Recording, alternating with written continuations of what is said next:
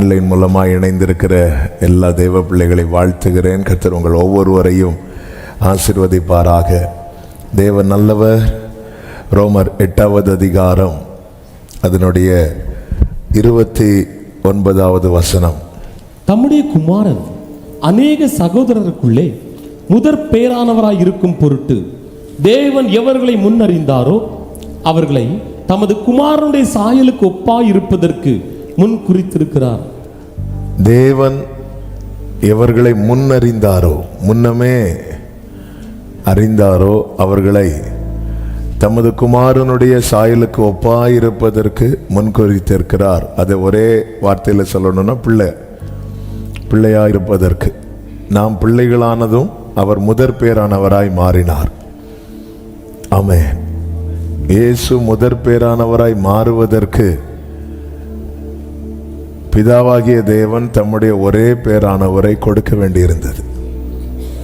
ஆமென். கொடுத்து பெற்று கொண்டிருக்கிறார். ஒரே பேரானவராய் இருந்தார் இயேசு கிறிஸ்து பிதாவுக்கு. பிதா தம்முடைய ஒரே பேரான குமாரனை கொடுத்து, ஆமென், அவரை முதற் பேரானவராகவும் நம்மை அதற்கு கீழையும். நான் எத்தனாவது பிள்ளைன்னு தெரியல. 3:16 எல்லாருக்கும் தெரிந்தது. 1 யோவான் 3:16 எல்லாருக்கும் தெரிய வேண்டியது. யோவான் 3:16 சொல்லுங்க. தேவன் தம்முடைய தெரியும், ஆனா கரெக்டா தெரியாது. அதான் மேட்ரு. ஒரே பேரான குமாரனை விசுவாசிக்கிறவனவனோ அவன் கெட்டு போகாமல் நித்திய ஜீவனை அடையும்படிக்கு அவரை தந்தருளி. இனி 1 யோவான் 3:16 அவர் தம்முடைய ஜீவனை நமக்காக கொடுத்ததினாலே அன்பு இன்னதென்று அறிந்திருக்கிறோம். நாமும் சகோதரருக்காக ஜீவனை கொடுக்க கடனாளிகளாய் இருக்கிறோம். ஆமென். நம்பி அமைதி. ஆமென். நம்பி அமைதியா அப்படியெல்லாம் இருக்கா? ஆமா. ஆமென். ஜீவன் கொடுக்கலனாலும் நம்ம சகோதரர்கள் வரும்போது நம்ம பக்கத்து சேர்ல இருக்கிற பேக் எடுத்து அவங்களுக்கு இடம் கொடுத்தாலே அது ஒரு பெரிய. அப்ப நம்ம கடனாளிகள் ஆயிட்டோம். எப்பொழுது அவருடைய அன்புக்குள்ள வந்துட்டோமோ நம்ம எல்லாம் கடனாளி. ஆமென். நான் பெரிய கடன்காரன். எதை செலுத்த கடன் பட்டிருக்கேன் தெரியுமா? அன்பு. நீங்க கவனிச்சீங்கன்னா தெரியும். காமனா ஜீசஸ் பிரீச் பண்ணும்போது எல்லாத்தையும் காமனா சொல்லிட்டு விடுவார். எல்லாம் காமனா சொல்லுவார். உங்கள் சத்துருக்களை சிநேகியுங்கள்னு காமனா பேசுவார். மலை உபதேசம் நமக்கு தெரியும். உங்கள் சத்துருக்களை எல்லாமே. ஆனா அவரோட க்ளோஸா இருக்கிறவங்கள டீட்டெயிலா சொல்லுவார். நான் உங்களிடத்தில் அன்பா இருக்கிறது போல. ரியல் கிராஸே அதுதானே. நான் உங்களிடத்தில் அன்பா இருக்கிறது போல நீங்களும். ஆமென். இந்த கிராஸை போடலாம். நான் உங்களிடத்தில் அன்பா இருக்கிறது போல நீங்களும். அப்போ ஆனா நம்ம காட்டுற அன்பு எப்படிப்பட்டதா இருக்குதுன்னா, அவர்கள் நம்மிடத்தில் எப்படி அன்பா இருக்கிறார்களோ அது போல. அவங்க ஒரு சைடோட சிரிச்சா நம்ம இந்த சைடோட சிரிப்போம். அவங்க ஹாய்னா நம்ம பாய்ப்போம். அவங்க என்ன சொல்றாங்களோ அதுக்கு கொஞ்சம் கூட்டி வழங்கி. ஆமென். ஜீசஸ் என்கிட்ட அன்பா இருக்கிறது போல நான் மற்றவர்களிடத்தில் அன்பா இருக்க கடன் பட்டிருக்கிறேன். இது நம்முடைய லைஃபா மாறினாலே நம்ம கிட்ட எந்த சாயல் வெளிப்படும் தெரியுமா? இயேசுவின் சாயல். அல்லேலூயா. அவ என் மேல விழுந்த கடமை, நான் ஒரு கடனாளியா இருக்கிறேன்.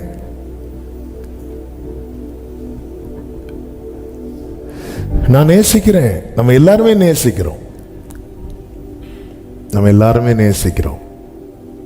ஆனா இயேசு காண்பித்த அன்பை காண்பிக்கிறோமா அப்படிங்கிறது தான் ஒரு பெரிய சவாலா இருக்கு. கடனாளியா இருக்கிறோம், அன்பு காட்ட கடனாளியா இருக்கிறோம். இயேசு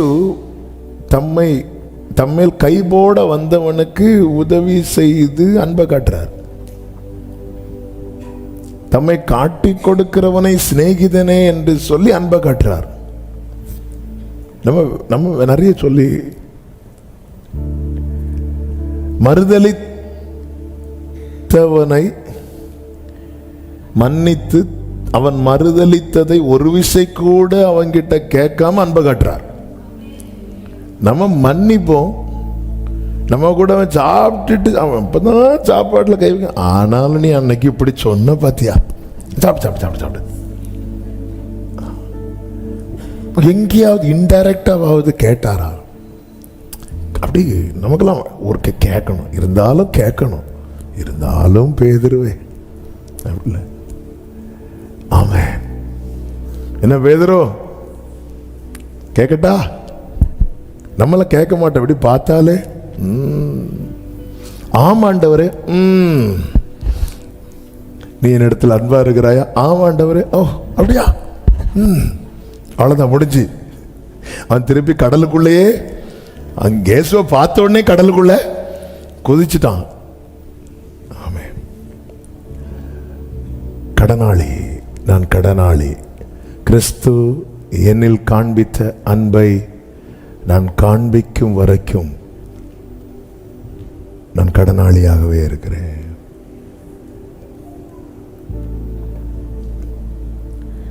பொதுவாகவே சின்ன வயசுலேருந்தே கேட்ட செய்தியில் ஒன்று என்ன தெரியுமா? என்ன சொல்லுவாங்கன்னா, இந்த கடனில் இருந்தால் அவர் வரும்போது போக முடியாது அப்படிம்பாங்க.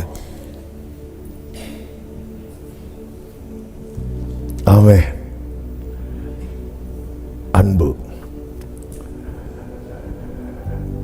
கலாத்தியர் 4:5 அதிகாரத்தில் ஒரு வார்த்தை உண்டு. 14வது வசனம், உன்னிடத்தில் நீ அன்பு கூறுவது போல பிறனிடத்திலும் அன்பு கூறுவாயாக என்கிற இந்த ஒரே வார்த்தையில நியாயப்பிரமாணம் முழுவதும் நிறைவேறும்.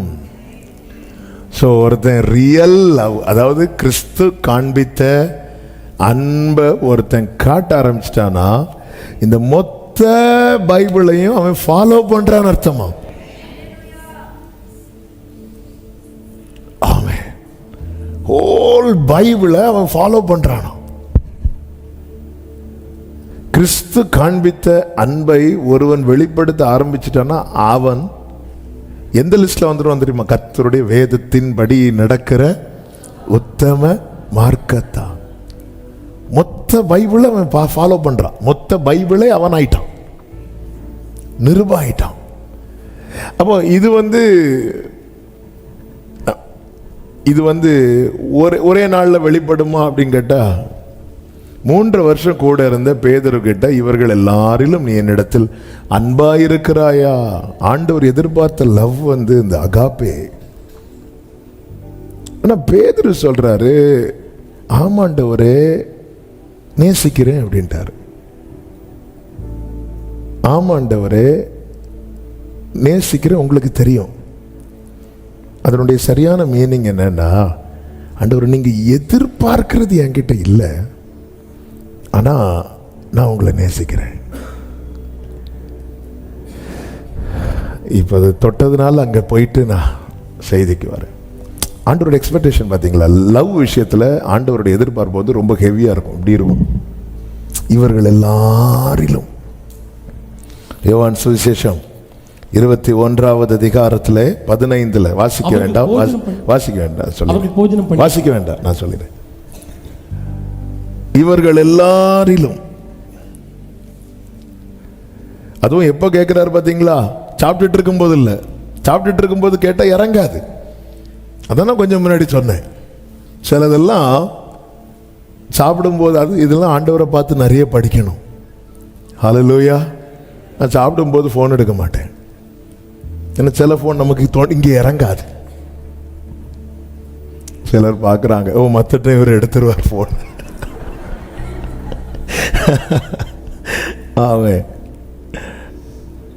அவருக்கு சாப்பிட்டு முடிச்சிட்டு. ஏன்னா இந்த கேள்வி பேதுருக்கு என்ன ஆயிட்டான், 3:17 வசனத்தில் சொல்லப்பட்டிருக்கிறது, பேதுரு துக்கப்பட்டு அப்படின்ட்டு. அதனால அப்பவும் சுட்டு வச்சு, மீனையும் சுட்டு வச்சு, உட்கார வச்சு, எல்லாம் வச்சு, அவன் மீன் எடுத்து அப்படியே அப்பத்தில் கொஞ்சம் பிச்சு ஃப்ரை ஒரு துண்டு எடுத்து வச்சு, சிலர் அப்படி விளங்குறீங்க, கர்த்தர் உங்களை ஆசீர்வதிப்பார், அப்படி சாப்பிடலான் இருக்கும்போது, பேதுருவே அப்படில சாப்பிட்டு முடி. அவர் சாப்பிட்டு முடிக்கிறது வர அப்படி பார்த்துட்டு, அவர் போஜனம் பண்ணின பின்பு சீமோன் பேதுருவை நோக்கி, சீமோனே, இவர்களிலும் அதிகமாய் நீ என்னிடத்தில் அன்பாயிருக்கிறாயா? அப்படி கேட்கும்போது, ஆமாண்டவரே, உம்மை நேசிக்கிறேன் என்பதை நீர் அறிவீர். ஆண்டவர் அந்த லெவல் அடுத்து அப்படி குறைச்சு கேட்கிறார். 16 நீ என்னிடத்தில் அன்பாயிருக்கிறாயா? உம்மை நேசிக்கிறேன் என்பதை நீர் அறிவீர். அடுத்து கேட்கிறார், சீமோனே, நீ என்னை நேசிக்கிறியா? சரி, நான் கேட்டது மாதிரி இல்லை, இப்ப நீ சொல்றது மாதிரியாவது இருப்பியா அப்படின்ட்டார். நான் கேட்கறது மாதிரி நீ இல்லை, ஆனா நீயும் வாயை திறந்து சொல்றல்ல, அப்படியாவது இருப்பியா அப்படி கேட்டதும். ஏன்னா அப்படி சொல்லி சொல்லி இருக்கல அவன் உம்மோடு கூட நான் காவல்ல வர்றதுக்கு சொன்னா, அப்படி இருக்கல.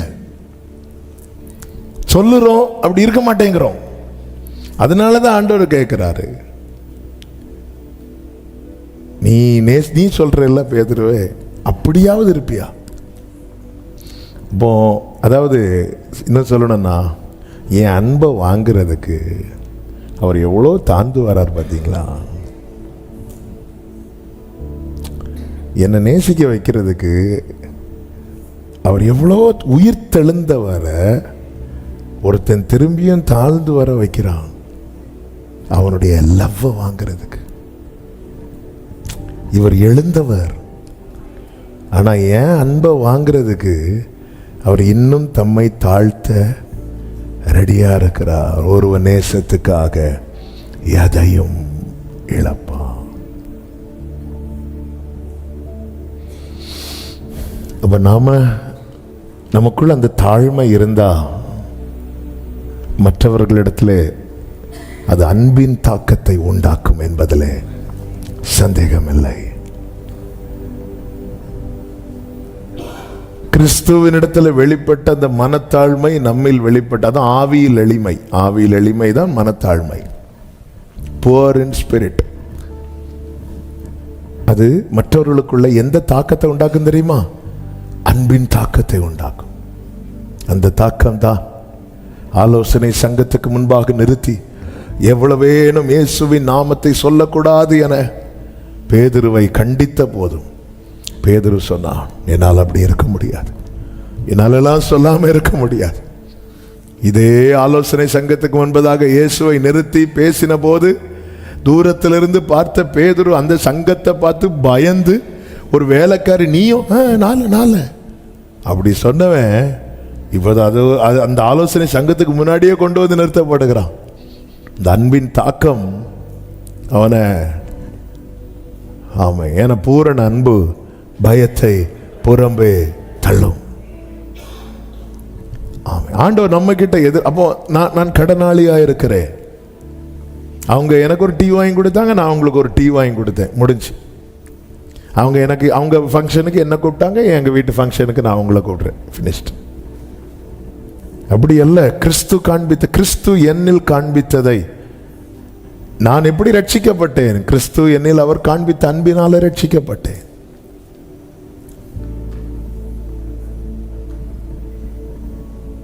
தூக்கி எறியப்பட்ட என்னை வேண்டும் என்று சொல்லி சேர்த்து கொண்ட, ஆமென். கிறிஸ்துவின் அன்பினால நாம் ரட்சிக்கப்பட்டோம். அந்த அன்பை நாம் காட்டும்போது அநேக ரட்சிப்புக்குள் வருவார்கள். கிறிஸ்துவின் சாயல் நம்மில் வெளிப்பட வேண்டியது, வெளிப்படுத்தப்பட வேண்டியது அவசியமாய் இருக்கிறது. 2 கொரிந்தியர் 3:18 சொல்லப்பட்டிருக்கிறது, நாம் எல்லாரும் திறந்த முகமாய் கர்த்தருடைய மகிமையை கண்ணாடியிலே காண்கிறது போல கண்டு. ஆவியாயிருக்கிற கர்த்தரால் அந்த சாயலாகத்தானே மகிமையின் மேல் மகிமை அடைந்து மறுரூபப்படுகிறோம். நாம் எல்லாரும் திறந்த முகமாய் கர்த்தருடைய மகிமையை கண்ணாடியிலே காண்கிறது போல. கண்ணாடியில் பார்க்கும்போது அந்த அந்த என்ன ஒரிஜினலோ அப்படியே தெரியும். இந்த வசனத்தை, அதாவது அவர் இருக்கிற வண்ணமாகவே நாம் அந்த மகிமையை பார்க்க போறோம். அதில் கொஞ்சம் கூட குறையாம பார்க்குற அளவு கர்த்தர் நம்மளை வளர்த்துவார். ஆனால் இந்த வேர்டை இன்னைக்கு காலையில் ஆண்டவர் நினைவில் கொண்டு நினைவில் நம்ம கொண்டு வராருன்னு அதில் இன்னொரு மெசேஜை நமக்கு தராருன்னு அர்த்தம். ஆண்டவர் அப்படி அதை நினைவில் இப்படி வச்சிட்டு இருக்கும்போது ஆண்டவர் கேட்டார், நீ கண்ணாடியில் பார்க்கும்போது உனக்கு என்ன தெரியும் அப்படின்னு கேட்டார். ஆமாம், நான் கண்ணாடியில் பார்த்தா என்ன தானே தெரியும். அப்படிதான் என் மகிமையை நான் உன்கிட்ட பார்க்க விரும்புகிறேன் அப்படின்ட்டார். கண்ணாடியில் காண்பது நீ கண்ணாடியில் பார்த்தா உனக்கு என்ன தெரியும்? நீ ஜீசஸ், நான் கண்ணாடியில் பார்த்தா என்ன தானே தெரியும். நீங்க போய் கண்ணாடியில் பாருங்க. ஆமென். என் மகிமையை நான் உன்கிட்ட பார்க்க விரும்புகிறேன். க்ளோரி. அந்த மகிமைக்கு ஒரு நேம் உண்டு, ஜீசஸ். ஹalleluya. நீ டெய்லி கண்ணாடி பார்க்கும்போது, ஆண்டவரே நான் பார்க்கும்போது ஜீசஸை பார்க்கணும். என் கண் அவரை மாதிரி பரிசுத்தாகி, என் வாய் அவரை மாதிரி பேசி, என் காது அவர் கேட்கிறது மாதிரி கேட்டு, அதுக்கு உதவும்படியாக தான் பரிசுத்த ஆவியாகிய தேற்றரவாளர் எனக்கு கொடுக்கப்பட்டிருக்கிறார். அதுதான் மகிமை மேல் மகிமை அடைந்து மறுரூபப்படுகிறோம். மறுரூபமாவோம் என்றல்ல, மறுரூபப்படுகிறோம். அவர் மறுரூபப்படுத்திட்டே இருக்கிறார். உள்ள அவர் போராடுறார். உறவாடிட்டா அவருக்கு போராட்டம் குறைஞ்சிரும். நம்ம உறவாடாததுனால போராட்டம் நடக்குது. போராடுறார். போராடுறவரை துக்கப்படுத்திட்டு இருக்கிறோம். எனக்காக உள்ள இருந்து ஒருத்தர் போராடுறாரு, வெளியிருந்து ஒருத்தன் கண்ணி வைக்கிறான். பல நேரத்தில் அவனுக்கு எசைஞ்சு இவரை துக்கப்படுத்திட்டு இருக்கிறோம். இன்னைக்குள்ள ஸ்டடி அதுதான். கிறிஸ்துவின் சாயலை வெளிப்படுத்தின யோபு. யோபுவின் வாழ்க்கையில் வெளிப்பட்ட விசேஷமாய் சோதனை காலத்தில் வெளிப்பட்ட கிறிஸ்துவின் சாயலை தான் நாம் இந்த நாளிலே தியானிக்க போகிறோம். கர்த்தர் நம்மோடு கூட பேசுவாராக. இந்த யோபுவின் வாழ்க்கையில் சோதனை வந்ததுக்கும் ஆண்டவராக இயேசு கிறிஸ்துவின் வாழ்க்கையில் இந்த பிசாசினால் சோதிக்கப்பட்ட தருணத்துக்கும் நல்ல ஒரு ஒற்றுமை உண்டு. என்ன ஒற்றுமைன்னா, ஆண்டவர் 2 பேரும் குறித்து, யோபுவை குறித்து, என் தாசனாகி அவனை மாதிரி ஒரு உத்தமனை நான் பார்க்கலன்னு சொன்னதுக்கு அப்புறம்தான் யோபுவின் வாழ்க்கையிலே சோதனை, பிசாசின் சோதனை ஸ்டார்ட் ஆச்சு. அதுபோல தான் மத்தேயு சுவிசேஷம் 3 கடைசியில் இவர் என்னுடைய நேசகுமாரன், இவரில் நான் பிரியமாய் இருக்கிறேன் என்று உரைத்தது. இனி 4:1 வாசிங்க. மத்தேயு 4:1. அப்பொழுது இயேசு, எப்பொழுது அறியணும்னா அந்த கடைசி வசனத்திலிருந்து சேர்த்து வாசிங்க. 3 கடைசியிலிருந்து. இவர் என்னுடைய நேசகுமாரன், இவரில் பிரியமாய் இருக்கிறேன் என்று உரைத்தது. இவரில் பிரியமாயிருக்கிறேன் என்று உரைத்தது. அப்பொழுது இயேசு பிசாசினால் சோதிக்கப்படுவதற்கு ஆவியானவராலே வனாந்திரத்துக்கு கொண்டு போகப்பட்டார். இனி யோபுவின் புஸ்தகம் 1வது அதிகாரத்தில் கர்த்தர் கேட்கிறார், நீ எங்கிருந்து வருகிறாய்? அப்படி கேட்கும்போது நான் பூமி எல்லாம் உலாவி அதில் சுற்றி திரிந்து வருகிறேன் என்று சாத்தான் சொல்லுகிறான். அப்பொழுது 8வது வசனத்தில் கர்த்தர் சொல்லுகிறார், என் தாசனாகிய யோபின் மேல் கவனம் வைத்தாயோ, உத்தமனும் சன்மார்க்கனும் தேவனுக்கு பயந்து பொல்லாப்புக்கு விலகுகிறவனும் ஆகிய அவனை போல் பூமியில் ஒருவன் இல்லை. அப்போ இவன் சொல்றான், நீங்க இப்படி சொல்றீங்க, கொஞ்சம் இப்படி மட்டும் செஞ்சு பாருங்க, இதுல மட்டும் கை வச்சு பாருங்க, அவன் உத்தமத்தில் இருக்கிறானா இல்லையான்னு அதுக்கப்புறம் சொல்லலாம். உடனே கர்த்தர் பெர்மிஷன் கொடுக்கிறார். 12வது வசனத்தை வாசிங்க. கர்த்தர் சாத்தானை நோக்கி, இதோ அவனுக்கு உண்டானவைகள் எல்லாம் உன் கையில் இருக்கிறது. பாத்தீங்களா? இப்போ யோபுவை உன் கையில் அவன் இருக்கிறான்னு சொல்லல. 2வது அதிகாரத்துல தான் கர்த்தர் என்ன சொல்லுகிறார்னா 6வது வசனத்துல இதோ அவன் உன் கையில் இருக்கிறான். அதன் அர்த்தம் என்ன? ஆண்டவர் பெர்மிஷன் கொடுக்கிறார். முதல் சோதனையில் ஏன் யோபுவை சாத்தான் வாதிக்கவில்லை? என கொடுக்கல. என் வாழ்க்கையிலே சோதனையின் அளவு அதிகரிக்கிறது என்றால் என்னுடைய விசுவாசத்தின் அளவு அதிகரித்திருக்கிறது என்ற அர்த்தம். அன்னைக்கு எல்லாம் தலைவலி வந்தா 2 நாள்ல போயிரும், இன்னைக்கு 2 வாரம் ஆகியும் போகலையா? சிலர் எனக்கு அந்த விசுவாசம். அப்போ ஆண்டவர் எடுத்ததுமே கொடுக்கல. ஏன்னா அதையும் சொல்றேன், 2வது அதிகாரத்துல யோபு ஸ்தோத்திரம் சொல்லல.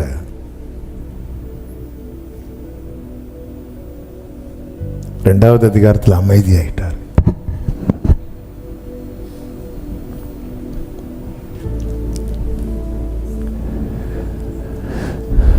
இம்மட்டும் வா, மிஞ்சி வராது என்று சமுத்திரத்துக்கு எல்லையை போட்டவர். 1 கொரிந்தியர் 10 அவர் அனுமதிக்கிற சோதனையை குறித்து வேதம் இப்படி சொல்லுகிறது. 1 கொரிந்தியர் 10வது அதிகாரம் 13வது வசனம். மனுஷனுக்கு நேரிடுகிற சோதனையே அல்லாமல், மனுஷனுக்கு நேரிடுகிற சோதனையே அல்லாமல் வேறே சோதனை உங்களுக்கு நேரிடவில்லை. உங்களுக்கு சொல்லுங்க, எல்லாரும் சொல்லுங்க, வேற சோதனை கிடையாது. எனக்கு எதுவும் அதான். ஆமே. அடுத்த வார்த்தை, தேவன் உண்மை உள்ளவர். சோதனை விஷயத்துல ஆண்டவர் உண்மை உள்ளவர். எல்லா விஷயத்திலும் உண்மை உள்ளவர் தான். ஆனா என் வாழ்க்கையில தேவன் கரெக்டா தான் பண்ணிட்டு இருக்கிறார். ஏன்னா அந்த இடத்துல எனக்கு மட்டும் ஏன் ஆண்டவரே அப்படிலாம் நமக்கு கேள்வி வரக்கூடாதுன்னு தான் இந்த இடத்துல எல்லாம், அந்த நிறைய இடத்துல இப்படி தேவன் உண்மை உள்ளவர்னு எங்கெல்லாம் வருதோ ஹோம்ஒர்க் நீங்க அங்க பாருங்க, அங்க ஏதோ ஒரு மேட்டர் இருக்கும், நமக்குள்ள கேள்வி எழுப்புகிற மேட்டர் இருக்கும், நிறைய விஷயம் இருக்கும்.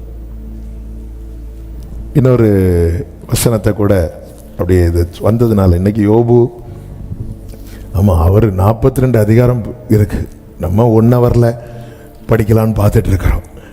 ஆமென். 1 தெசலோனிக்கேயர்ல 5வது அதிகாரத்தில்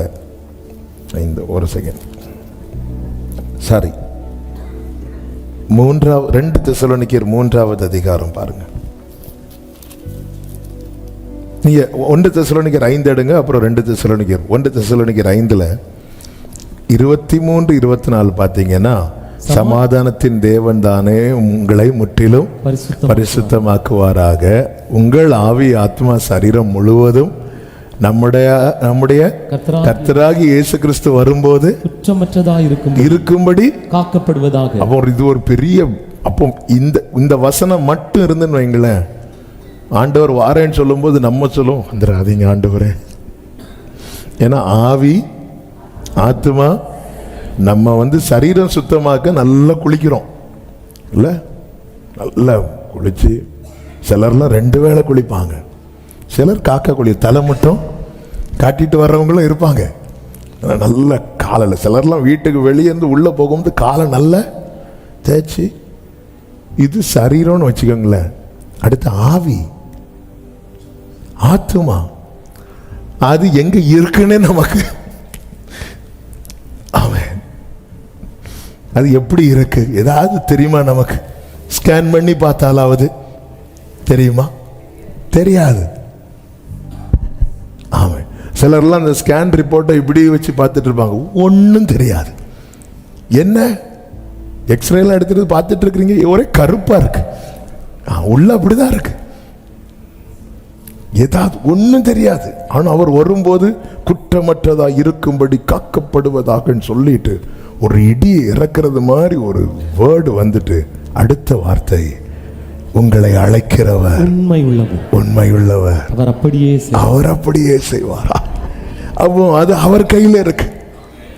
அதான் கிறிஸ்டியன் லைஃப் வந்து இண்டிபெண்டன்ட் லைஃப் கிடையாது, அது டிபெண்டன்ட் லைஃப்.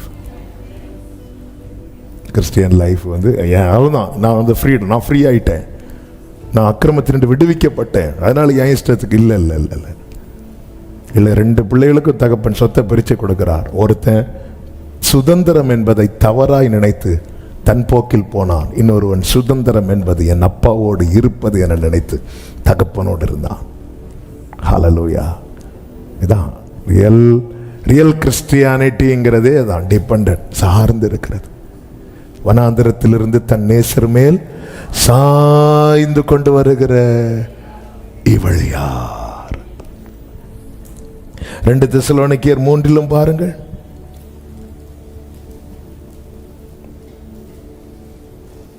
ஒன்று 2 3 வசனத்துல, துர்க்குணராகிய பொல்லாத மனுஷர் கையினின்று நாங்கள் விடுவிக்கும்படிக்கு எங்களுக்காக வேண்டிக் கொள்ளுங்கள். விசுவாசம் எல்லாரிடத்திலும் இல்லையே. இந்த வேர்டு படிக்கும்போது விசுவாசம் எல்லாரிடத்திலும், அப்ப விசுவாசம் நிறைய பேர்ட்ட அட்டு போயிட்டு குறைஞ்சு போயிட்டு அப்படி இருக்கும்போது அடுத்த வசனம், கர்த்தரோ உண்மையுள்ளவர், அவர் உங்களை ஸ்திரப்படுத்தி தீமை நின்று விலக்கி காத்துக்கொள்வார். இப்ப பாத்தீங்களா அந்த உண்மை, ஏன்னா உண்மை ஆண்டவரால் சூழ்ந்து இருக்கிறது.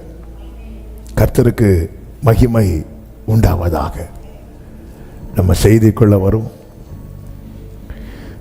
யோபுவின் வாழ்க்கையில் அந்த வசனம் டச் பண்ணனால இது சொன்னேன், கர்த்தர் உண்மை உள்ளவர், திராணிக்கு மேலாக சோதிக்க இடங்கொடாம அதை தாங்கவும் தப்பித்து கொள்ளும் போக்கையும் உருவாக்குகிறவர்.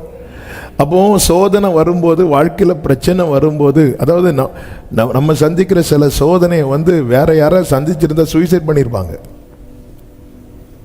சில சிச்சுவேஷன் ஒவ்வொருத்தரும் வேற யாராவது சந்திச்சிருந்தாங்கன்னா ஆண்டவரை விட்டே போயிருப்பாங்க அதுக்கப்புறம்லாம். ஆனாலும் அதான் தேவன் நம்மளை அறியாமலே, ஏன்னா விசுவாசத்தை துவக்கினவர் அவர் அல்லவா. சீஷர்கள் இயேசுவினிடத்தில் கேட்ட விண்ணப்பங்களில் ஒன்று என்ன தெரியுமா? எங்கள் விசுவாசத்தை வர்த்திக்க பண்ணும். விசுவாசத்தை ஆண்டவர் வரமாட்டும் கொடுக்கிறார், அது வரங்களில் ஒன்று. அப்போ சிலருக்கு விசுவாசம் ஒளிந்து போயிருது. ஒளியக்கூடாதுன்னு என்ன பண்ணிட்டார் அப்படின்னா, சோதனையிலும் நம்ம நிக்கிறோம்னா நமக்குள்ள அவர் விசுவாசத்தை துவக்கிட்டு விடல, அவர் விசுவாசத்தை வரமாட்டே கொடுத்துட்டார். ஹல்லேலூயா. தேவனுடைய அழைப்பும் அவருடைய கிருபை வரங்களும் மாறாதவைகள். மொத்த நம்பிக்கையும் ஒரு நைட்ல நமக்கு அற்று போகும். அடுத்த நாள் காலையில் எழும்பி பைபிள் வாசிட்டு இருப்போம். இதான் வரம், இதுதான் அவர் கொடுத்த விசுவாச வரம். நைட்டு மொத்த நம்பிக்கை அற்று போகும். சில சிச்சுவேஷன்ல, சில இன்சிடென்ட்ல மொத்த நம்ம முழு எதிர்பார்ப்பை வச்சு ஜெபம் பண்ணிட்டு இருப்போம். அதுக்கு மேல இடி விழுந்தது போல சில சம்பவங்கள் நமக்கு நடந்திருக்கும். அன்னைக்கு நைட்டு பைபிள் படிக்கணுங்கிற எண்ணமே வந்திருக்காது. இனி ஜெபிக்கணும் அப்படிங்கிற, அதாவது என் ஜெபத்துக்கு பதில் வரும் என்கிற நம்பிக்கை முழுமையும் அற்று போன இரவு எனக்கு இருக்கும். ஆனா நான் படுத்து தூங்கிட்டு காலையில் எழும்பும் போது வழக்கம் போல ஏசப்பான்னு சொல்லி நான் இருக்கிறேனா, அது அது அது நான் உண்டாக்கின விசுவாசம் அல்ல, அது எனக்கு தேவன் கொடுத்த கிஃப்ட், அது நமக்கு தேவன் கொடுத்த வரம். ஹல்லேலூயா. அவனுக்கு தெரியும் சாத்தான் இவனுக்குள்ள இருக்கிற விசுவாசத்தை ஒளிந்து போக பண்ண அவன் முயற்சிப்பான். அதனால ஆண்டவர் அதை வரமாட்டேன், உனக்கு நான் கொடுக்கிற வரம்பா. ஆமென். ஹல்லேலூயா. வரப்பு, அதாவது எங்கேயாவது கன்வென்ஷன் நோட்டீஸில் இன்னார்னு சொல்லிட்டு ஒரு அந்த ஸ்பீக்கருடைய பேரை போட்டு இவர் விசுவாச வரமுடை பெற்றவர் இருக்கா? இல்லை. ஏன்னா உலகெல்லாம் அதை ரொம்ப பெருசாக பார்க்காது.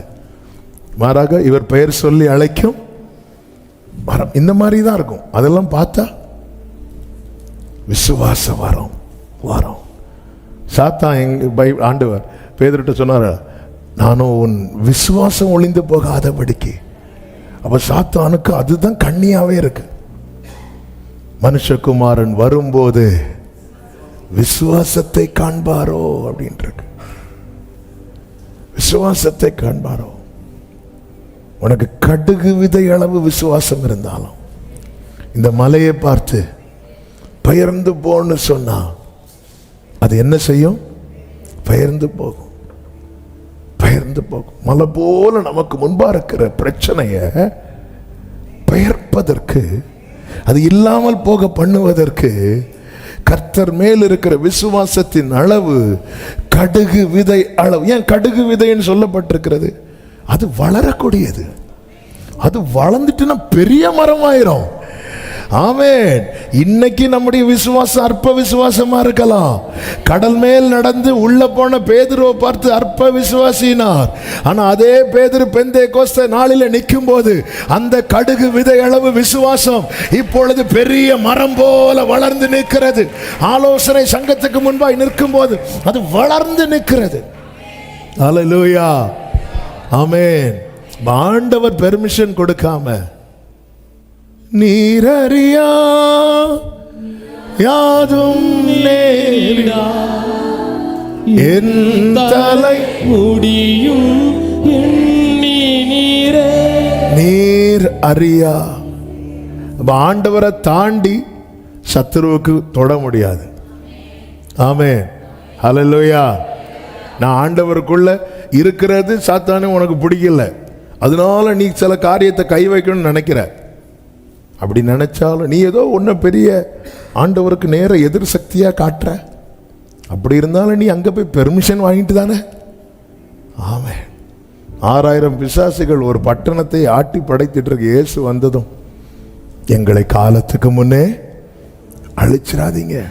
கொஞ்சம் முன்னாடி என்ன மாதிரி சத்தம் போட்டுட்டு இருந்த ஊர் ஜனங்கள் வர்றதுக்குள்ள எங்கள் அந்த பன்றிகளுக்குள்ள மக்கள் வந்துட்டாங்கன்னா இதுக்கு வேல்யூ எல்லாம் போச்சு.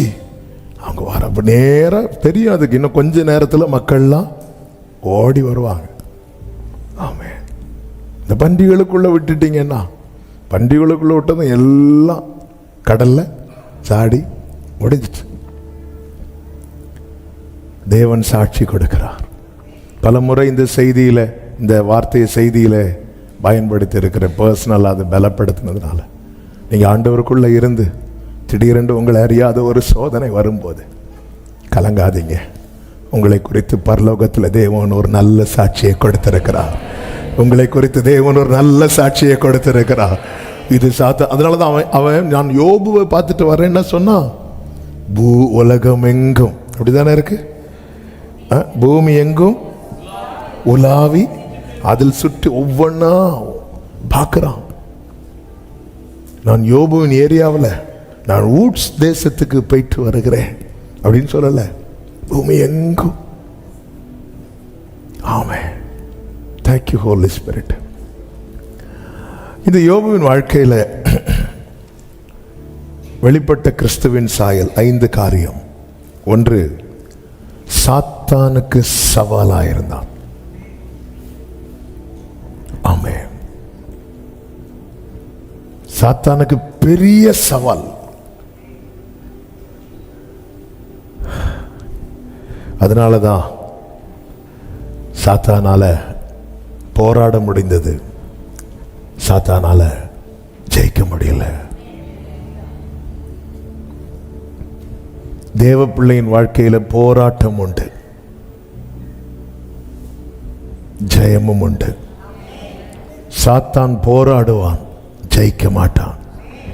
காரணம், உலகத்தில் இருப்பவனிலும் உங்களுக்குள்ளே இருக்கிறவர் பெரியவர்.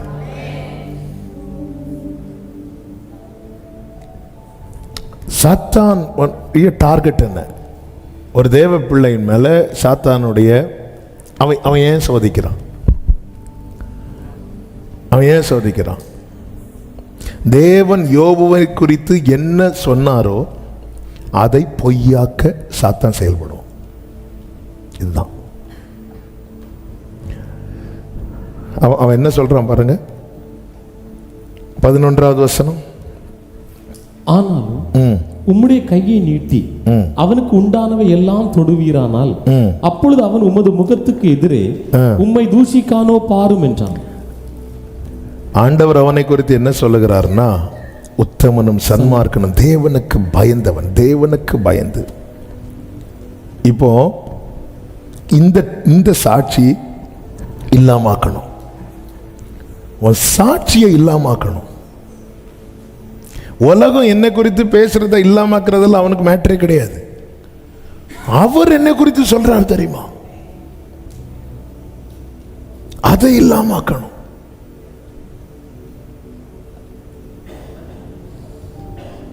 அவனுடைய இதே அவன் நல்ல திருப்தியா இருக்கிறானே, அப்படி இல்லை. நீங்க அதுல எல்லாம் தொடுவீரானால், ஏன் கர்த்தர் அவனுக்குள்ள எல்லாம் உன் கையில் இருக்கிறது சாத்தான் கையில கொடுக்க காரணம் என்ன? சாத்தானுடைய டிமாண்ட் என்ன? நான் சாப்டருக்கே வரல, நீங்க தொட்டு அழிங்க, நீங்க தொடுங்க, அவனுக்கு உண்டான எல்லாவற்றையும். அப்படித்தானே சொல்றான். உம்முடைய கையை நீட்டி, உம்முடைய கையை நீட்டி அவனுக்கு உண்டான எல்லாம். அவன் என்ன வச்சிருக்கணும்? எனக்கு கொஞ்ச நாள் அவனை என்கிட்ட விடுங்க, அப்படித்தானே சொல்லியிருக்கணும். அவன் உள்ளேயே வரல. ஆனா ஆண்டவரை பாருங்க, அவனுக்கு உண்டான எல்லாம் உன் கையில் இருக்கிறது. என்ன அதன் அர்த்தம்? யோபு நஷ்டப்பட்ட போது என்ன சொல்வார் தெரியுமா? கர்த்தர். அதன் அர்த்தம் என்ன? அவனுக்கு உண்டான இவ்வளவு உண்டாக்கதான் கர்த்தர் கை நீட்டினார். இதுதான் யோபுவுக்கு மனசுல இருந்துச்சு. நான் யோபுவுக்காக கை நீட்டுறது அவனை அழிக்கிறதுக்காக இருக்காது, அவனை ஆசீர்வதிக்கிறதுக்காக மட்டும்தான் இருக்கும். ஹல்லேலூயா. அவனை நஷ்டப்படுத்த நீ கை நீட்டு, நீ வச்சுக்கோ, நீ உன் கையில கொடுக்கிற.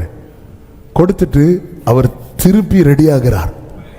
எதுக்கு தெரியுமா? திரும்ப பிளஸ் பண்றதுக்கு. ஹல்லேலூயா, ஹல்லேலூயா. சோதனை தற்காலிகம், அதனால் வருகிற ஆசீர்வாதம் நிரந்தரம். ஹல்லேலூயா, ஹல்லேலூயா. சாத்தானுக்கு யோபுவுக்கும் எதிரான பிரச்சனை ஒரு தலைமுறை பிரச்சனை. ஆனால் கர்த்தர் அதனால் கொடுக்கிற ஆசீர்வாதம் 4 தலைமுறைக்கு. ஹல்லேலூயா, ஆமென். அடுத்ததும் தொடுவார். ஏன்னா ஏற்கனவே அவர் கை நீட்டினது யோபுவுக்கு எல்லாம் கொடுக்கிறதுக்கு. இப்ப அவன் வந்து சொல்றான், நீர் தொட்டீர்னா எவரு அது நீ செய். அவன் சாத்தான சில நேரத்தில் ஃப்ரண்ட்ல விடுறாருன்னா பின்னாடி பெருசா ரெடி பண்ணிட்டு இருக்கிறாருன்னு அர்த்தம். ஹல்லேலூயா, ஹல்லேலூயா, ஆமென். தேவன் அப்போ எதிரா மாற்றணும், எதிரா மாற்றணும். இதுதான் சாத்தான் இயேசுவின் வாழ்க்கையிலும் செய்தான். எப்பொழுது இயேசு பிசாசனவன் சோதிக்கிறானா, பிதா சொல்றார், இவர் என்னுடைய நேசகுமாரன். பொதுவாக யாரை நேசகுமாரன் சொல்லுவாங்க தெரியுமா? பிரியமானதை செய்கிறவர்களை. நேர வந்துட்டான், வந்து அதுல தான் கேள்வி வைக்கிறான், நீர் தேவனுடைய குமாரன் ஆனால். அப்பாவை சந்தேகப்படாம ஒரு பிள்ளை இருக்கிறானா அவன் தாங்க பிரியமான பிள்ளை. அப்பாவை சந்தேகப்படக்கூட, என் அப்பா எனக்கு பெஸ்ட் தான் கொடுப்பார். அப்பாவை சந்தேகப்பட்டு போய் தான் தங்களுக்கு தாங்களே நிறைய காரியத்தை டிசைட் பண்றாங்க. சிலுவையிலே அவர் கைவிடப்பட்ட பிறகும் அப்பா உங்க கையில நான் கொடுத்துறேன் அப்படிங்கிறார். இதுதான் ஃபேவரட். ஈசாக்கு நேசகுமாரன் சொல்ல காரணம் என்ன? அப்பாவை சந்தேகப்படல. கத்திய கையில வைத்ததுக்கு அப்புறம் அப்பாவை சந்தேகப்படாம பலிபீடத்துல படுத்து அப்பாவை பார்த்துட்டு இருக்கான். இதான் நேசகுமாரன். ஆனா சாத்தான் வந்து கொஸ்டின் மார்க் கொண்டு வரான். பாத்தீங்களா? பாம்பு அதான் இப்படி இருக்கு, கொஸ்டின் மார்க்லாம். நீர் தேவனுடைய குமாரன் ஆனால் இந்த கல்லுகளை அப்பமாக்கும்படி செய்யும். நாம இருந்திருந்த உடனே நாம 40 நாள் ஜெபம் முடிச்சிருக்கிறோமே. இயேசுவின் நாமத்தில் இப்பொழுதே இந்த கல்லு ஆண்டவர் இப்படியே இருப்பார். ஏய், நீ அவருடைய பிள்ளைங்கிறது உன் வாழ்க்கையில் ஒரு அற்புதம் நடந்துதான் காட்டணுமாடா. ஆமே, நான் இயேசுவின் பிள்ளைங்கிறத ப்ரூவ் பண்ண நான் ஒன்றும் செய்ய வேண்டியதில்ல. அவர் எனக்காக சிலுவையிலே. நீ உண்மையிலே ஆண்டவருடைய பிள்ளையா? நான் இயேசுவின் பிள்ளை. எப்படி நீ பிள்ளைன்னு சொல்லுவ? எதை வச்சு நீ பிள்ளைன்னு சொல்லுவ? இங்க பாரு, அது நான் சொல்லல, அவர் சொன்னது. அவருடைய நாமம் ஆமென்.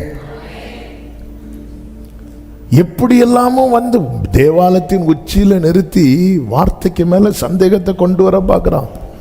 தூதர்கள் கட்டளை இடுவார்ல, கட்டளை இடுறாரா இல்லையா பார்ப்போம், குதிங்க. நாம இருந்து ஆண்டவரே இதோ வருகிறேன் போயிரும். ஆமே, உன் தேவனாகிய கர்த்தரை பரீட்சை பாராது. அதுதான் யோபு சொல்ற, கர்த்தரிடத்துல இருந்து நன்மையை வாங்கினா தீமை வாங்க கூடாது. அவரே மனைவி சொல்றா, நீர் எத்தனை மட்டும் உத்தமத்தில் உறுதியாய் நிற்கிறீர், தேவனை தூஷித்து. இது சாத்தானுடைய வேர்டு. உமக்கு உம்முடைய முகத்துக்கு எதிரே உம்மை தூஷிக்கணும். நீ தேவனை தூஷித்து அப்ப சொல்லணும். பயங்கரமான சவாலா இருக்கிறார் சாத்தானுக்கு. நீங்க கவனிச்சீங்கன்னா தெரியும். 3 சோதனை முடிச்சதும் அப்பாலே போ சாத்தான என்றார். சாத்தான் விலகிட்டான். இந்த 2 சோதனைக்கு அப்புறம் சாத்தானுக்கு நெருங்க முடியல யோபு. அதுலயும் எனக்கு ஒண்ணு படிச்சு எனக்கு டைஜஷனே ஆகாத இது என்னன்னா, அவன் உன் கையில் இருக்கிறான் 2வது அதிகாரத்தில் சொல்றார். 2:6 இதோ அவன் உன் கையில் இருக்கிறான். இப்போ யோபு யார் கையில் இருக்கிறான்? சத்தமா சொல்லுங்க. சாத்தான் கையில் இருந்துட்டு அடுத்து சொல்றார், அவன் பிராணனை மாத்திரம் தப்ப விடு. இது உண்மையில சோதனை யோபுவுக்கு அல்ல, இது சாத்தானுக்கு. ஒரு குரங்கு கையில பழத்தை கொடுத்துட்டு இதை தொட்ட, ஆமே. இப்போ சாத்தான் யார் கையில் இருக்கிறான்? சாரி, யோபு யார் கையில் இருக்கிறான்? இல்லை, நீங்க தெளிவா இருக்கீங்களேன்னு பார்த்தேன். யோபு யார் கையில் இருக்கிறான்? சத்தமா சொல்லுங்க.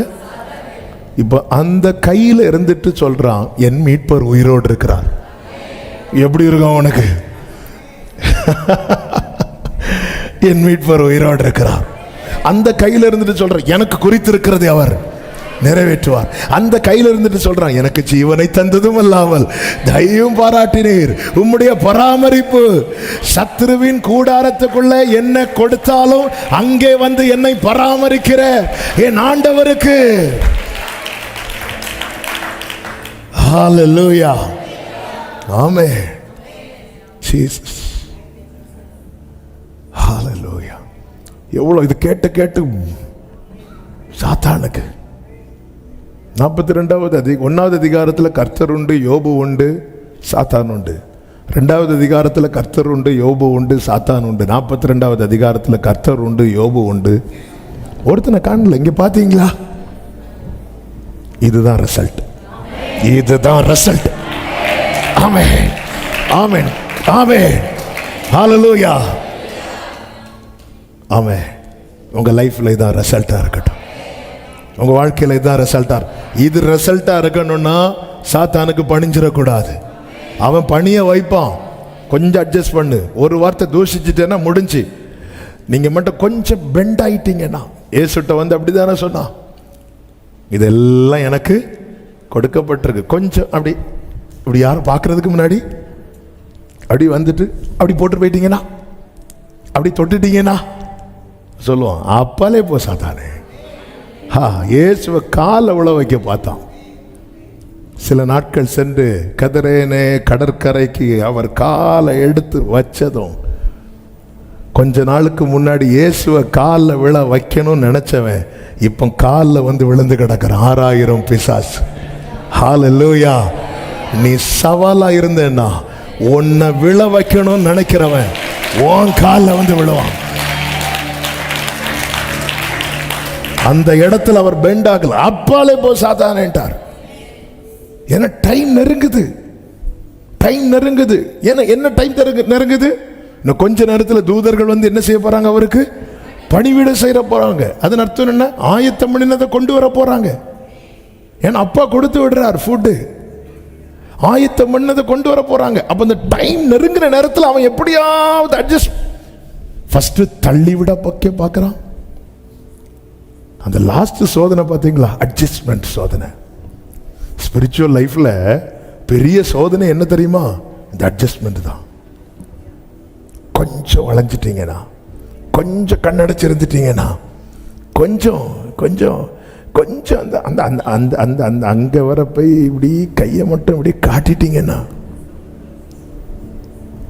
அன்னைக்கு ஒருத்தர் ஃபோன் பண்ணார். அன்னைக்குன்னா ஒரு சில வருஷத்துக்கு இப்படி ஒருத்தங்க என் கையை பார்த்து இப்படி சொன்னாங்கன்னு. யார்கிட்ட கேட்டு உங்க கையை காட்டினீங்கன்னு? எனக்கு இதுலலாம் நம்பிக்கையே கிடையாது பாஸ்டர். அப்புறம் அவங்க அப்படி என்னதான் சொல்றாங்கன்னு பார்ப்போமே. இந்த மெத்தட் நல்லா இருக்கு. எனக்கு அவங்க அப்படி என்னதான் சொல்றாங்கன்னு பார்ப்போமே. என்ன சொன்னாங்க? ஒரு வருஷத்துல உங்க பிரச்சனை மாறி நீங்க வந்து கடன்லாம் மாறி இன்னொரு ஆளுக்கு கடன் கொடுக்கிற மாதிரி ஆயிருவீங்க அப்படின்னு. இடையில ரீசெண்டாக ஒரு ஃபியூ வீக்ஸ் பேக் அந்த சகோதரர் திருப்பி ஃபோன் பண்ணார். பாஸ்டர் கடன் தலைக்கு மேலே ஏறி முங்குற மாதிரி இருக்கு. இல்லை வந்து ஒரு வருஷம் இன்னும் வரலையா? அட்ஜஸ்ட்மெண்ட் சின்ன விஷயம் இல்லை. ஏதாவது அது வரைக்கும் அதுக்கு முன்னாடி சோதனை என்ன? தள்ளிவிட பார்க்கணும், தள்ளிவிட பார்க்கணும், ஹெவியான சோதனை. இப்போ சின்ன அட்ஜஸ்ட் கொஞ்சம் நீங்கள் வளைஞ்சு கொடுத்துட்டீங்கன்னா இதெல்லாம் ஒரு மேட்ரா, இதெல்லாம் ஒரு மேட்ரா, இதெல்லாம் இந்த காலத்தில் யார் பார்ப்பாங்க? அவங்க அப்படி தான் சொல்லுவாங்க. நீ கொஞ்சம் அட்ஜஸ்ட் பண்ணிக்கோ, கொஞ்சம் அட்ஜஸ்ட் பண்ணி. ஆமாம் ஆமாம் ஆமாம், இதெல்லாம் தப்பா, இதெல்லாம் பாவமா? இந்த வனாந்திரத்தில் நான் இப்படி வளைஞ்சு கொடுக்கறதுல யாருக்கு தெரிய போகுது? ஆமென் ஆமென். காட்ஸ் பிளான் உங்களை சாத்தான் காலில் விழ வைப்பதல்ல, சாத்தானை உங்கள் காலிலே விழ வைப்பது.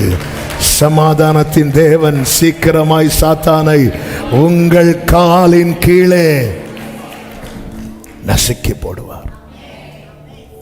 ஆமென். மீதி பாயிண்ட் நம்ம அடுத்த வாரத்தில் பார்க்கலாம். இதிலே 1-2 காரியங்கள் இருக்கிறது. மத்திய 4:3 இப்போ ஏன்னா இந்த சத்தியத்தை நாம் அறிய வேண்டியது அவசியமானதுனால சாத்தானை குறித்து சொல்லப்பட்டிருக்கிறது. அப்பொழுது சோதனைக்காரன் டெம்டர்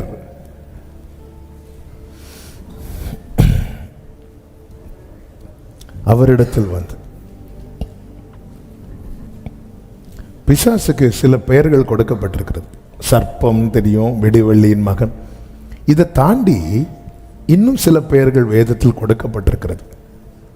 ஏன்னா ஒரு தேவ பிள்ளை மிகவும் தெளிவாக இருக்க வேண்டும் என்பதற்காக இதை உங்கள் மத்தியிலே சொல்ல விரும்புகிறேன். ஏன்னா யோபு எப்படி இருந்தான்? சாத்தானுக்கு சவாலாக இருக்கிறான். ஒரு மோசஸ் ராஜசேகர் அவர் கூட ஒரு பாட்டு எழுதியிருப்பாரு, சாத்தானுக்கு சவால் விடும் சந்ததி நாங்க அப்படின்னு. அது சாத்தான் யாருன்னா சோதனைக்காரன். சோதனைன்னா சோதனையை கொண்டு வருவான். நல்லா இருக்கும்போது சோதனை வருதுனாலே சோதனைக்காரன் வர ரெடியாக இருந்துக்கோ. இன்னொரு பெயர் அவனை குறித்து சொல்லப்பட்டிருக்கிறது, குற்றம் சாட்டுகிறவன். வெளிப்படுத்தல் 12:10. குற்றம் சாட்டுகிறவன். இரவும் பகலும் நம்முடைய தேவனுக்கு முன்பாக நம்முடைய சகோதரர் மேல் குற்றம் சுமத்தும் பொருட்டு அவர்கள் மேல். இந்த குற்றம் சாட்டிகிட்டே இருக்கிற வியாதி வந்து அந்த கேரக்டர் வந்து அது இவனோடது.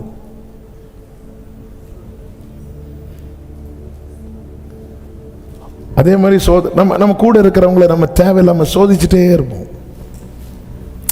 அந்த ஒரு பெயினை கொடுத்துட்டே இருப்போம். அதுக்கு பின்னாடி இருக்கிறது இந்த ஸ்பிரிட். ஒருத்தங்களை சும்மா குற்றப்படுத்திட்டு, அதை குற்றம், ஏதாவது குற்றம் தெரியும், இதில் ஏதாவது நான் ஒரு குற்றத்தை பார்க்கலாமா?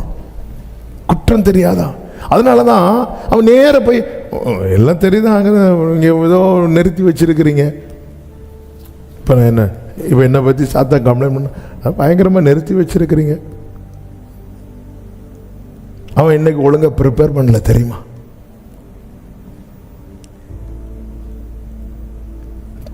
ஒண்ணுமே இல்லாத மேட்டரையும் அவன் பெருசா ஊதுவான். இயேசு கிறிஸ்துவின் மேல் நிறைய குற்றச்சாட்டுகளை வச்சுட்டே இருந்தாங்களாம்.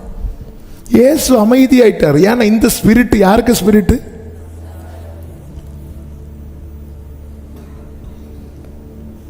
ஒருத்தங்க உங்களை ரொம்ப குற்றப்படுத்திட்டே இருக்கும்போது முதல்ல அவங்க வைக்கிற குற்றச்சாட்டு உங்ககிட்ட இருக்கான்னு பாருங்க. இருக்குன்னா மாத்துங்க, இல்லைன்னா அவங்களுக்காக ஜெபம் பண்ணுங்க. ஏன்னா அவங்க ஸ்பிரிட்டை யாரு கைக்குள்ள வச்சிருக்கிறா தெரியுமா? சாத்தான். அந்த ஸ்பிரிட் நமக்குள்ள வந்துட்டு நான் குற்றம் சாட்டுகிறவன் தாழ்த்தப்பட்டு போனான் இருக்கு. இது ரொம்ப முக்கியம். நான் சும்மா ஒருத்தங்க கிட்ட குற்றம் கண்டுபிடிச்சு என்னுடைய ரிசல்ட் எப்படிப்பட்டது மாதிரி இருக்கும் தெரியுமா? தாழ்த்தப்பட்டு போனான். அதனாலதான் கொஞ்சம் மாம்சத்துக்கு இடம் கொடுத்தோன்னே பேதுருவை பார்த்து இயேசு சொல்றார், எனக்கு பின்னாக போ சாத்தானே அப்படின்ட்டார்.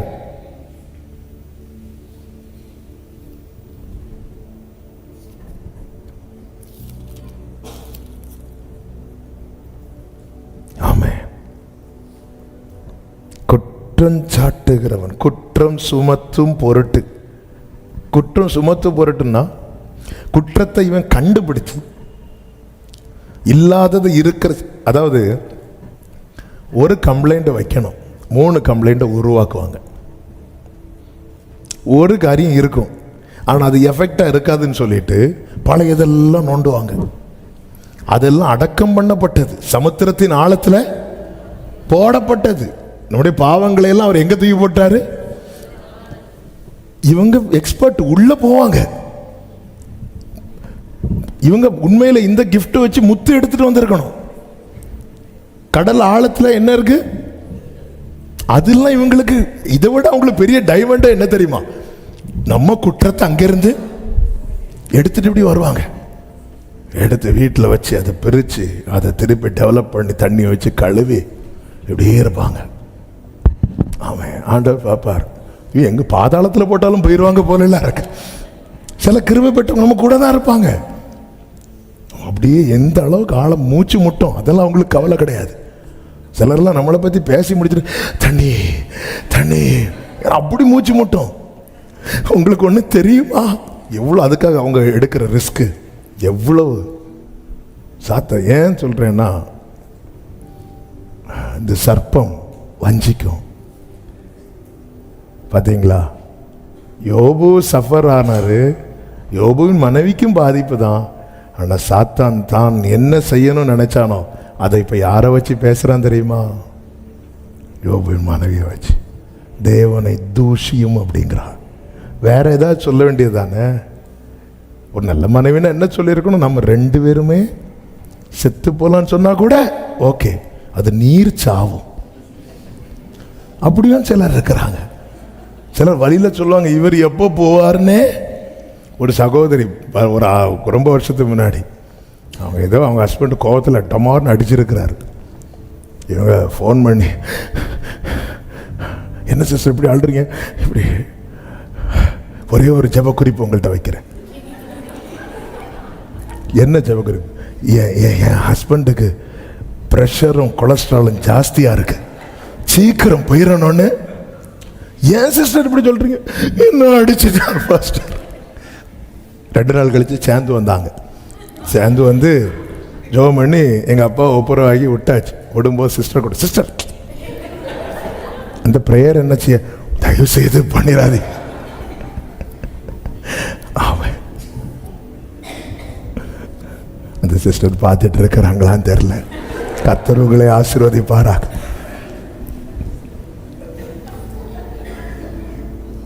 சிலர் அப்படி வழியில் அப்படி பார்த்துட்டு, எத்தனையோ பேர் இந்த கொரோனால போனாங்க, இந்த ஆள் இப்படி.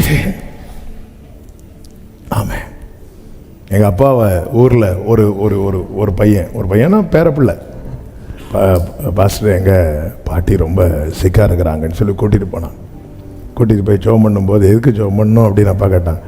ஆண்டவர் ஒரு நல்ல முடிவை கொடுக்க, பாட்டி அங்கேருந்து, நீ வேணா போ, எனக்கு அவசரம் ஒன்றும் இல்லை, நீ வேணா போ, எனக்கு அவசரம் ஒன்றும் இல்லை. அதே போல் 2 வருஷத்துக்கு முன்னாடி வந்துட்டு இருக்கு. ஒரு குறிப்பிட்ட ஹாஸ்பிட்டலில் ஒரு தாயார் ரொம்ப சிக்காக இருக்கிறாங்க, கண்ணெல்லாம் திறக்கலை அப்படின்னாங்க. நான் பார்க்க போகிறேன். அவங்க மருமக கீழே வந்து இப்படி அவங்க கண்ணு திறக்கலை, ஃபுட்டு ஒன்றும் சாப்பிடலை, இப்படி படுக்கையிலேருந்து கஷ்டப்படுறத பார்க்கவே ரொம்ப சங்கடமாக இருக்குது அப்படின்னாங்க. போயாச்சு. ரூமுக்குள்ளே என்ட்ரானதும், எப்படியாவது எங்கள் மாமியார் எழும்பிடணும், இவங்க படுக்கையிலேருந்து எப்படியாவது எழும்பிடணும். ஒன்றுமே புரியல. நேராக ஜெபம் பண்ணிட்டு வெளியே வந்தோடனே அவங்க சொல்கிறாங்க, பாஸ்டர் காது நல்லா கேட்கும், காது நல்லா. இப்படி தான் நேற்று யார்கிட்டையோ பக்கத்துலேருந்து ஃபோனில் இப்படி கஷ்டப்படுறத பார்த்தோன்னா மாமியார் படுக்கையிலேருந்து கையை காட்டியிருக்காங்களாம். காது நல்லா கேட்குது. சிலருக்கு அப்படி தான். அதனால் கண்ணை மூடி கிடக்காங்கன்னு எதுவும் பேசுறாதீங்க. யோபுவின் மனைவி வாயில வார்த்தை, அவன் சோதனைக்காரன், அவன் குற்றப்படுத்துகிறவன். நம்மளை பிசாசானவன் ஆட்கொள்ளக்கூடாது. நம்ம கிட்ட இந்த கேரக்டர் இருக்குன்னா, ஒருத்தங்களை பார்க்கும்போதே நம்ம குறை கண்டுபிடிக்க தான் பார்க்குறோன்னாலே நம்மளை எங்கேயோ ஒரு இடத்துல வஞ்சித்துட்டான், எங்கேயோ வஞ்சித்துட்டான். சில பார்த்துருக்கீங்களா, கல்யாண வீட்டுக்கு மொதல் ஆளாக கிளம்பி போய் ஃப்ரெண்டில் உட்காந்துருந்து என்ட்ரன்ஸ்லேருந்து குறை சொல்லுவாங்க. அந்த வெல்கம் பண்ணுறதுக்கு விட்ட ஆட்கள் சரியில்லை. அந்த பன்னீர் சரியா, அதால் அவங்க தலையில் அடிக்கணும். சரியா? அடுத்து பாரு, மாப்பிள்ளை பாரு, பொண்ணோட அரை கம்மி.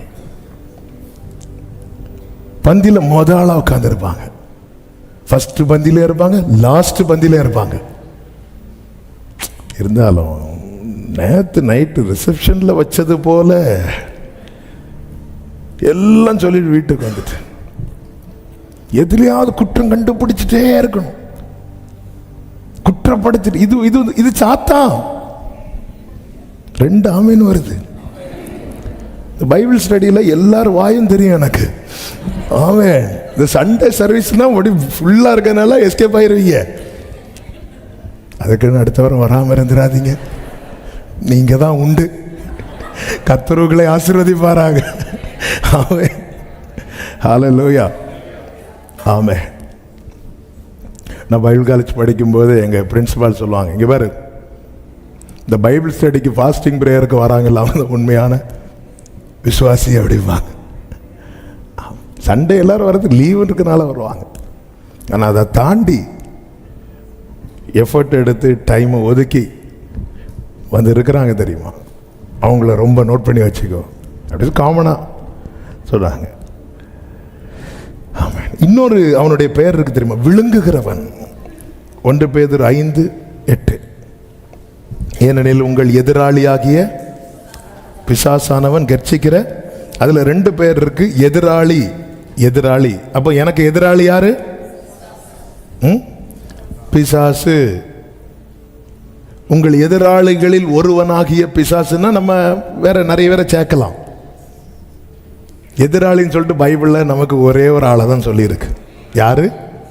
பிசாசு. அப்போ நிறைய பேர் எதிராக எழும்புறது அவனுடைய இன்ஃப்ளூயன்ஸ் அது. அதாவது யாரை எனக்கு எதிராக எழுப்புனா எனக்கு வலிக்கும்னு சாத்தானுக்கு தெரியும். யாரை எனக்கு எதிராக எழுப்புனா நான் அழுவேன்னு சாத்தானுக்கு தெரியும். யாரை எனக்கு எதிராக எழுப்புனா நான் தளர்ந்து போவேன் என்று சாத்தானுக்கு தெரியும்.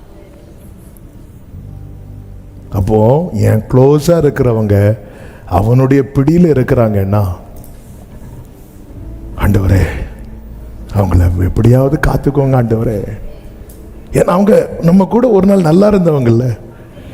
அதனால தானே தாவீது சொல்லுகிறார், எனக்கு விரோதமா எழும்பினவன் என் சத்ரு அல்ல. என் சத்ருவா இருந்திருந்தா நான் சகிச்சிருப்பேன், ஆனா என் கூட அப்போ. ஆமென், ஹல்லேலூயா. அப்பம் புசித்தவன் கொதிகாலை. அப்சலோம தாவீது மனசுல வச்சு எழுதியிருப்பார்னு நினைக்கிறேன். எப்படி ஒரே பிளேட்ல சாப்பிட்டு, என்ன மகனே என்ன மகனே, டக்குன்னு காலை தூக்கிட்டான். தன் குதிகாலை தூக்குறான்னு அப்பாக்கு எதிராட்டு காலை ஓங்குறான். தாங்க முடியல. ஆமென். அவன் விழுங்குகிறவன், எதிராளி. யோவான் 8:44 சொல்லப்பட்டிருக்கிறது, அவன் ஆதி முதற்கொண்டு மனுஷ கொலைபாதகனாயிருக்கிறான்.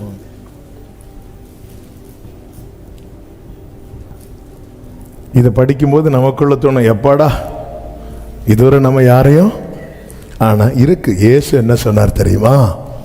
தன் சகோதரனை பகைக்கிறவன், அதே வேர்டை யூஸ் பண்ணியிருப்பார், மனுஷ கொலைபாதகனாயிருக்கிறார்.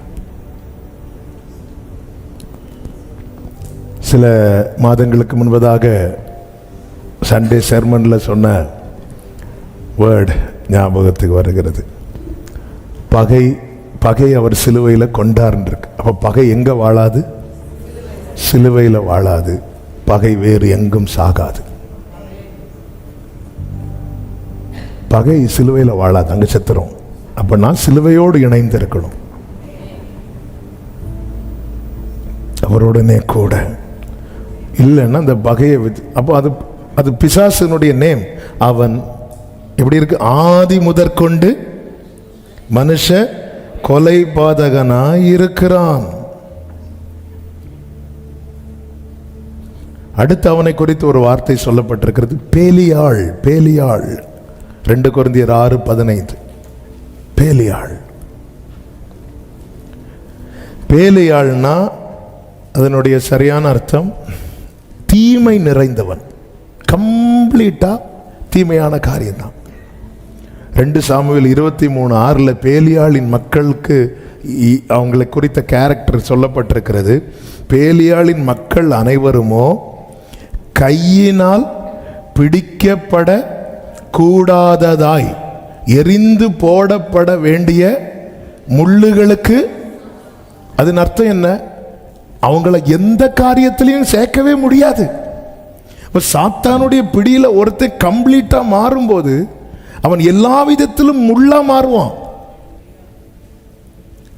வாங்க, அந்த ரோஜா பூவை பார்த்து சந்தோஷமா பறிக்கலான்னு கை நீட்டும் போது அப்படி ஒரு குத்து குத்தும். பேலியாளின் மக்கள் அவங்க முள்ளுனாலே அதை தூக்கி போடப்படணும், அவ்வளவுதான்.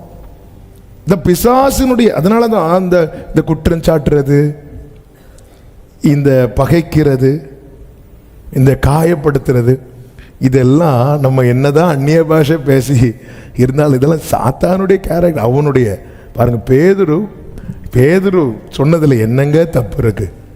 மனுஷகுமாரன் பாடுபடுவார், அடிக்கப்படுவார்னு சொன்னதும் ஒருத்தரை ஹீரோவா பார்த்துட்டு இருக்கிறான் பேதுரு. அவரை ரசிச்சுட்டே இருக்கிறான். ரசிக்கிறவன் பேதுரு, இயேசுவை.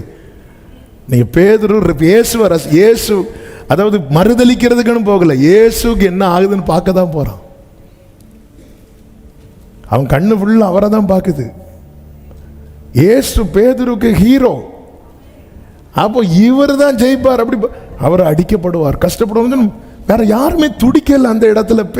மார்பிள் சாய்ந்திருந்த யோவான் கூட என்னண்டவர் பேசுறீங்க அப்படி சொல்லியிருக்கணும். பேதுரு தான் துடிக்கிறான். ஆண்டவர் சீஷர்ல டாப்ல பேதுரு தான் வச்சார். முந்தினவன் பேதுரு அப்படின்னு இருக்கும். த ஃபர்ஸ்ட் சைமன் அப்படிதான் இங்கிலீஷ்ல இருக்கும். அப்படின்னா என்ன? உண்மையிலே ஃபர்ஸ்ட் சீஷன் யார் தெரியுமா? அந்திரேயா. பேதுரு இயேசுட்ட கூட்டிட்டு வந்ததே யாரு தான்? அந்திரேயா. ஆனா ரேங்க் லிஸ்ட்ல பேதுரு தான் ஃபர்ஸ்ட் வச்சார். ஏன்னா இயேசுவை படிக்கிறதுல அவன் காட்டுறது மாதிரி இன்ட்ரெஸ்ட் ஹல்லேலூயா. அப்படி இருந்தும் கொஞ்சம் மாம்சீகமா, ஐயோ இப்படி நடக்கக்கூடாது, இப்படி நடந்தா இது போயிருமோ, இப்படி நடந்தா இப்படி கூட எல்லாம் வர முடியாதோ, கடல்ல இனி நடக்க முடியாதோ, ஐயோ அவரை பிடிச்சா நம்மளையும் பிடிச்சிருவாங்களே, அவரை அடிச்சா நம்ம மேலேயும், ஆண்டவரே இவைகளெல்லாம் உமக்கு சம்பவிக்க கூடாதுங்கிறார். உடனே இயேசு சொல்றாரு, எனக்கு பின்னாக போ சாத்தானே அப்படிங்கிறார். ஏன்னா பிடிக்க பார்க்கறான் பிசாசு, பிடிக்க பார்க்கறான். நம்ம ஆண்டவரோடு நெருங்க நெருங்க நெருங்க நம்மளை ஏதாவது வகையில் பிடிக்க பார்ப்பான். இதில் பிசாசினுடைய கேரக்டர். யோபு சவாலா இருந்தான், யோபு உறுதியா இருந்தான். பல இழப்புகள் வந்த போதும் உறுதியா இருந்தான். இயேசுவுக்கு மிகுந்த பசி உண்டான போதிலும் அவர் உறுதியா இருந்தார். யோபுவும் ஜெயித்தான், இயேசுவும் ஜெயித்தான். ஹல்லேலூயா, ஹல்லேலூயா. உறுதியா இருக்கணும், உறுதியா இருக்கணும். எந்த விதத்திலும் பிசாசு பல எண்ணங்களை கொண்டு வருவான். இதுக்கு இப்படி ஒரு வாழ்க்கை, பேசாம முடிச்சிரு, பேசாம முடிச்சிரு, செஞ்சிடவே கூடாது. பல இவ்வளோ இழந்து இவ்வளோ கஷ்டப்பட்டு எதுக்கு இப்படி ஒரு வாழ்க்கை? கடந்த நாளில் ஒரு படிக்கிற ஒரு பிள்ளை பார்க்க வந்தா, இன்னும் ஒரு 2-3 months அவள் கம்ப்ளீட்டாக படித்து முடிக்க போறா. ஆனாலும் எனக்கு முடியல, எனக்கு சாகணும்னு தோணுது அப்படின்னு. பாருங்க, லைஃப் அப்படியே முடக்க வைத்து. ஆமே. அதுக்கப்புறம் ஜெபம் பண்ணி பிள்ளைய அனுப்பி வச்சேன். ஆமே. ஏதாவது ஒரு கொஞ்சம் கூட எசைஞ்சிட்டான் எப்படியாவது கையில் எடுக்கலாம். அதான் எவனை விழுங்கலாமோ என்று வகை தேடி எசைஞ்சிடாதீங்க, நில்லுங்க. கர்த்தர் தம்முடைய தூதர்களை அனுப்புவார், கர்த்தர் நமக்காக யுத்தம் பண்ணுவார். ஹல்லேலூயா. உனக்கு கொஞ்சம் பலன் இருந்தும் நீ என் நாமத்தை மறுதலியாதபடியால் இதோ திறந்த வாசலை உனக்கு முன்னாக வைக்கிறேன். பிடிச்சு நின்றுங்க, ஓடிராதீங்க. யோபு நிற்கிறான், ஜெயித்தா. இழந்த அனைத்தையும் இரண்டத்தனையாய் பெற்றுக்கொண்டார். இயேசு ஜெயித்தார், நம்ம எல்லாம் சொந்தமாக்கி கொண்டார். ஆமென் சொல்லுங்க பார்க்கலாம். எல்லாரும் கண்களை மூடி கர்த்தருக்கு சித்தமானா இந்த செய்தி அடுத்த வாரமும் தொடரும். கர்த்தர் நம்மோடு கூட பேசுவாராக. இப்பொழுது நாம் தாழ்த்தி, ஆண்டவரே ஹல்லேலூயா, ஹல்லேலூயா, உம்மையே உறுதியாய் பற்றி கொண்டு நிற்கணும். எங்க நிற்கணும்ப்பா, நின்றணும்ப்பா, என்னை நிற்க வச்சிருங்கப்பா. கிருபை தாரும் ஆண்டவரே. கர்த்தாவே நான் நிலையற்றவன், என் கால்களை ஸ்திரப்படுத்தும். கர்த்தாவே என் கால்களை, ஆமென். பலனோ நீரே, கோட்டையும் நீரே, உம்மை தேடுகிறே.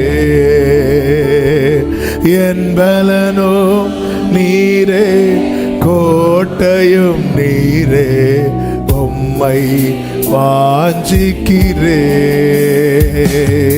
சிறுமையும் எளிமையுமான என்மேல் நினைவாயிருப்பவரே. என் பலனும் நீரே, கோட்டையும் நீரே, உம்மை தேடுகிறே. என் பலனும் நீரே, உம்மை. விண்ணப்பமா வைக்கலாமா? 2 கைகளை உயர்த்தி, கர்த்தாவே, கர்த்தாவே நான் நிலையற்றவன், என் கால்களை ஸ்திரப்படுத்தோ.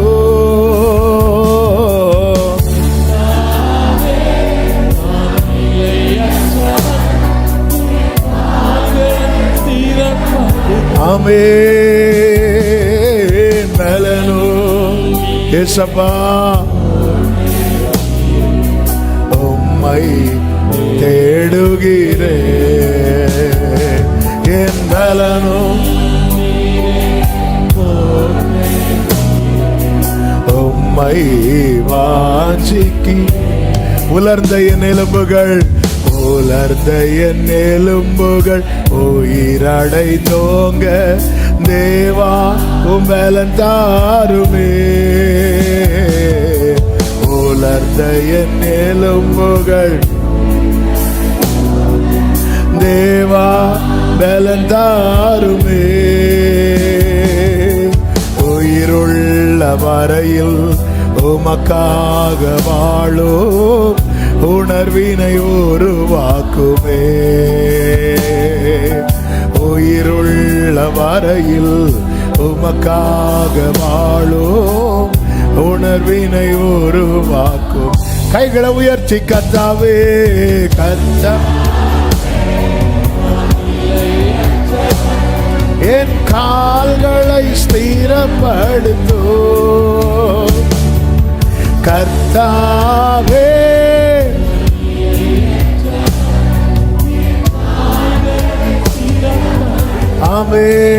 ஆமென். நலனும் கோட்டையும் நீரே உம்மை தேடுகிறே. என் பலனோ உம்மை. தகப்பனே நன்றி அப்பா. எந்த நிலையிலும் உறுதியாய் நிற்க உமக்காய் நிற்க கர்த்தாவே, எவ்விதத்திலும் சாத்தானுடைய கண்ணியிலே சிக்காமல் அவனுடைய வஞ்சக வலையிலே விழாமல் உறுதியாய் இருக்க கர்த்தர் எங்களுக்கு கிருபை செய். உங்களுக்கு தெரியும்பா, நாங்கள் இந்த அளவுக்கு நிலையற்றவர்கள் என.